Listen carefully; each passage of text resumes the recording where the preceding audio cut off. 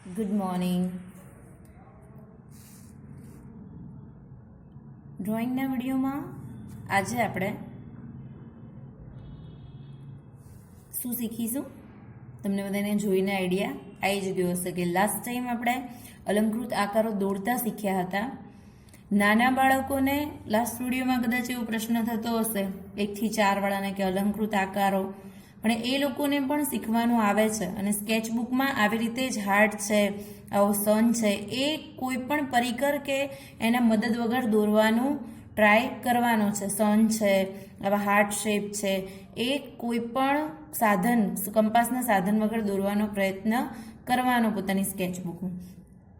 હવે 5th to 9th સ્ટાન્ડર્ડના જેને આ વિડીયો જોઈને પોતાની સ્કેચબુકમાં અલંકૃત આકારો દોરીને આ ડિઝાઇન રેડી કરી છે, એ લોકો પણ, એ સ્ટુડન્ટ્સ માટે પણ, અને ફર્સ્ટ ટુ ફોર્થ એ સ્ટુડન્ટ માટે પણ આજે ખાસ જરૂરી ટોપિક. એક તો કલર તો પૂરવાના જ છે, મેં તમને લાસ્ટ ટાઈમ કીધું હતું કે આપણે નેક્સ્ટ વિડીયોમાં આમાં કલર પૂરતા શીખીશું. સાથે સાથે કલર કોમ્બિનેશન પણ આપણે જાણીશું કે કલર કોમ્બિનેશન કેવી રીતે થાય. તો પહેલાં એ સમજી લઈએ કે એક કલર હોય, જેમ કે હું અહીંયા કલર લઈ લઉં છું લાલ કલર, તો લાલની સામે કયો મેચ થશે? તો જે આપણે ચિત્રકલામાં કોઈ પણ સ્ટાન્ડર્ડની ચિત્રકલા જોશો ને, એમાં આવી રીતે તમને જે એનું લાસ્ટ પેજ હશે ત્યાં આગળ રંગચક્ર આપેલું હશે તમને, બરાબર?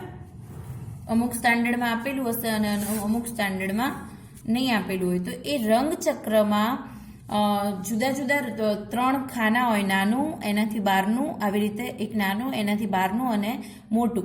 એ રંગચક્રમાં સામસામેના રંગ, અંદરની બાજુના અને સામસામેના રંગ હોય ને, એ કોન્ટ્રાસ્ટ કલર તમને ખબર પડી જાય, જેમ કે લાલ, લીલો, પછી પીળો, વાદળી, આ બધા કોન્ટ્રાસ્ટ કલર છે. તો એવા જ કોન્ટ્રાસ્ટ કલર આપણે પસંદ કરીને આમાં રંગ પૂરવાના છે, બરાબર? તો સૌથી પહેલા હું લઈશ પેરોટ અને રેડ, બરાબર? હવે કોઈ પણ 2 કલર જ્યારે તમે પસંદ કરો છો ને, ત્યારે કોઈ પણ 2 ડિઝાઇનમાં કોમન રાખવાના.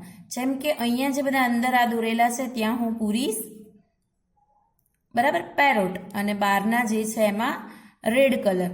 એવી રીતે કલર ડિસાઇડ કરી દેવાના. તો આજે આપણે રંગ પૂરતા પણ શીખીશું અને આવી રીતે સરસ તમે સ્કેચ પેનથી બોર્ડર કરીને અને પછી રંગ પૂરવાના રહેશે. હવે અંદરની બાજુ અહીંયા સેન્ટરમાં પૂરીશું યલો, 2 કલરના કોમ્બિનેશનમાં આખી ડિઝાઇન રેડી કરીએ છીએ. અને બહારની સાઈડ આ સનની જે ઇફેક્ટ છે ત્યાં પૂરીશ હું બ્લુ. તો આ થઈ ગયા આપણા કોમ્બિનેશન કલર. આના સિવાય તમને બીજા કોમ્બિનેશન પણ બતાવું, જ્યાં તમને બીજા, આ ડિઝાઇનમાં આપણે આ 4 જ કલર યુઝ કરીશું, પણ એના સિવાય પણ જો કલર કોમ્બિનેશન શીખવાનું હોય તો આપણને બધાને ખબર હોવી જોઈએ. જેમ કે સ્કાય અને પિંક, આ બંને પણ કોમ્બિનેશનવાળા કલર થયા, બરાબર? પછી જાંબલી અને કેસરી, આ પણ કોમ્બિનેશનવાળા કલર થયા, બરાબર?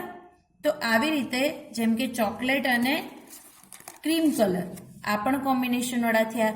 તો આ બધા શું છે? આપણા કોમ્બિનેશનવાળા, આપણે બંને કોન્ટ્રાસ્ટમાં યુઝ કરી શકીએ એવા કલર છે, બરાબર? તો હવે બધાને ખબર પડી ને કયા કલર સાથે કયો કલર મેચ થાય. દેખાય છે ને તમને બધા? આ બે, બરાબર? અહીંયા પોપટી લીલો, પોપટી ને લાલ, લીલો અને લાલ પણ સારો લાગે, બરાબર? લીલો અને લાલ પણ તમે કોન્ટ્રાસ્ટમાં લઈ શકો છો. તો આ થયા આપણા કોમ્બિનેશનવાળા કલર. હવે તમને એ તો ખબર પડી ગઈ કે કયા કલર સાથે કયો કલર મેચ થાય. હવે આપણે રંગ પૂરતા શીખીશું. સૌથી પહેલાં અહીંયા સેન્ટરમાં આ રીતે કલર એક જ ડિરેક્શનમાં આવી રીતે પૂરતા રહેવાનું છે, બરાબર? પછી જ્યાં વ્હાઈટ જગ્યા દેખાય ત્યાં ફરી આપણો કલર આ રીતે ફેરવી દેવાનો. ડન. હવે બહારની સાઈડ જેમ મેં તમને કીધું હતું એમ અહીંયા હું બ્લુ લઈ લઈશ, પહેલાં કલરમાં આપણે બોર્ડર કરીશું અને આવી રીતે બધા કલર ફિલ કરી લઈશું.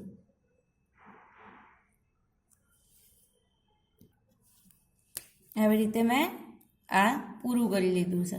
હવે એના બેકગ્રાઉન્ડમાં પણ આપણે કલર આપી દઈશું. તો બ્લુ અને યલોના બેકગ્રાઉન્ડમાં કયો કલર સારો લાગશે એ પણ જોઈ લઈશું. અહીંયા હું આ બેકગ્રાઉન્ડમાં પિંક કલર પસંદ કરું છું. તો એનું બેકગ્રાઉન્ડ આવી રીતે લાઇટ પિંક કલરથી કરી લઈશું. હંમેશા કલર પૂરતી વખતે ખાસ એ ધ્યાન રાખવાનું કે સૌથી પહેલાં તો એની જે બી આપણે ચિત્ર દોર્યું છે એની આવી રીતે બોર્ડર લઈને અને પછી આવી રીતે અંદર ફિલ કરીશું. તો બધી જગ્યાએ આવી રીતે પહેલાં બોર્ડર લઈને અને પછી આવી રીતે ફિલ કરતા રહીશું. એવી રીતે આખા ચક્રમાં આ રીતે કલર ફિલ કરી લેવાનો છે. હવે બહારની સાઈડ પિંકના કોમ્બિનેશનમાં સ્કાય લઉં છું, એ બી ફિલ કરી લઈએ. કલર ખાસ એક જ ડિરેક્શનમાં પૂરશો તો જ એનો લુક આવશે. હવે બહારની સાઈડ આ રેડ કલર ફિલ કરી લઈશું.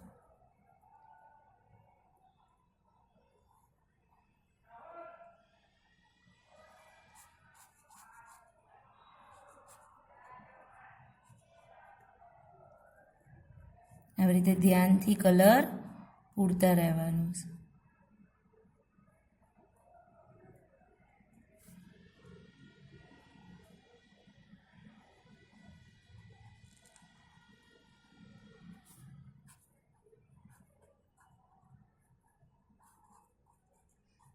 કોઈ પણ પેન્સિલ કલર કરશો, સ્કેચ પેન કરશો તો બી ચાલશે. તો આવી રીતે બધા રેડી કરી લઈશું. એક હું તમને બતાવું છું કે કલર કોમ્બિનેશન કેવી રીતે કરશો, પછી તમે બધા રીતે તૈયાર કરી લઈશું આપણે.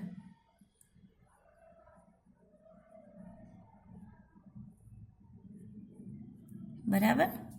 હવે બહારની સાઈડ પાછી હું ડાર્ક ગ્રીન લઉં છું, રેડના કોમ્બિનેશનમાં જ.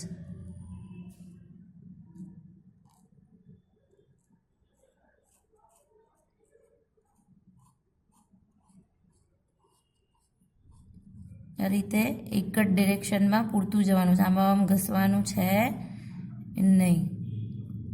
સ્કેચ પેન ઘણા સ્ટુડન્ટ્સ જ્યારે યુઝ કરો છો ત્યારે અચાનક ઘસવા લાગો એટલે સ્કેચ પેન તમારો કલર જલ્દી આછો થઈ જાય. તો એવું કરવાનું નહીં. એક જ ડિરેક્શનમાં આવી રીતે આગળ ને આગળ લેતા રહીશું. બરાબર.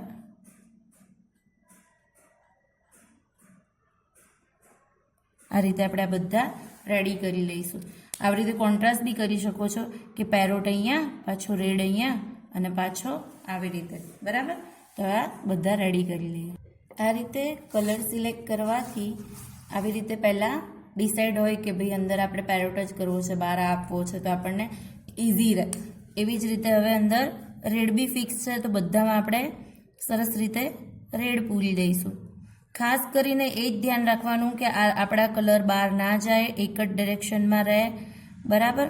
અને કલર એકબીજા ઉપર ના જાય. અને હંમેશા પહેલાં બોર્ડરથી આવી રીતે લેવાનું છે અને પછી અંદરની વ્હાઇટની જગ્યામાં આવી રીતે એક ડિરેક્શનમાં ફિલ કરી દેવાનું છે. બરાબર. ધ્યાનથી કલર પૂરશો તો બધાના બહુ જ સરસ કલર ફિલ થશે. આવી રીતે બોર્ડર કરીને અને પછી અંદરની સાઈડ ફિલ કરવાનું, એટલે બહાર બી નહીં જાય અને જે આપણે અંદર કલર પૂરેલા છે એમાં પણ આપણે ઉપર નહીં જવા દઈએ.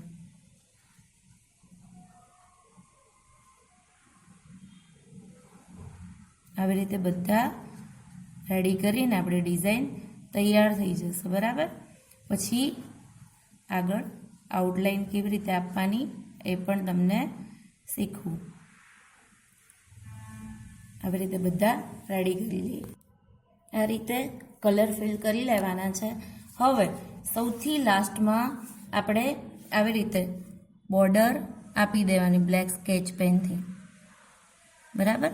અહીંયા મેં અત્યારે માર્કર લીધી છે કેમ કે બ્રશ પેન કલરમાં એકદમ સ્ટ્રેટ આવશે નહીં, એટલે આવી રીતે બધાને આઉટલાઈન આપી દેવાની. જ્યાં બી તમારી લાઈન આવી રીતે સ્પ્રેડ થતી દેખાશે ત્યાં એ આવી રીતે બ્લેકથી કવર થઈ જશે. અહીં જોઈ શકો છો તમે.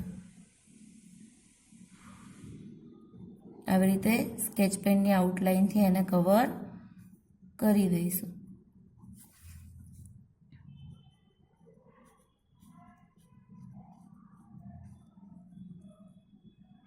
આવી રીતે બરાબર બધાને આવી રીતે આઉટલાઈન આપીને સરસ મજાને આવી રીતે કલર કોમ્બિનેશનમાં તમારી રીતે કલર સિલેક્ટ કરીને બધાએ સરસ મજાના રંગ પૂરવાના છે. બરાબર, તો બધા આવી રીતે સરસ મજાનું ચિત્ર રેડી રાખજો અને કલર કોમ્બિનેશનવાળા બધા કલર પૂરતા શીખી જજો. બાકી તો અહીંયા તમે રેડ પસંદ કરો, અહીંયા પિંક કરી દો એકનો એક, પછી અહીંયા ડાર્ક ગ્રીન કરી દો, અહીંયા પેરોટ કરી દો, તો એ કોમ્બિનેશન કહેવાય નહીં. આવી રીતે કોમ્બિનેશનમાં કલર સિલેક્ટ કરીને અને પછી કોઈ પણ ચિત્રમાં પૂરો તો એ ચિત્ર ખૂબ જ સુંદર લાગે આપણને પણ અને સામેવાળા જેને આપણે ચિત્ર બતાવીએ છીએ એમને પણ જોવું ગમે. તો બધાએ સરસ આવી રીતે કલર કોમ્બિનેશન પસંદ કરીને અને પછી પોતાના ચિત્રમાં કલર પૂરવાના. આવજો, નેક્સ્ટ વિડીયોમાં મળીશું.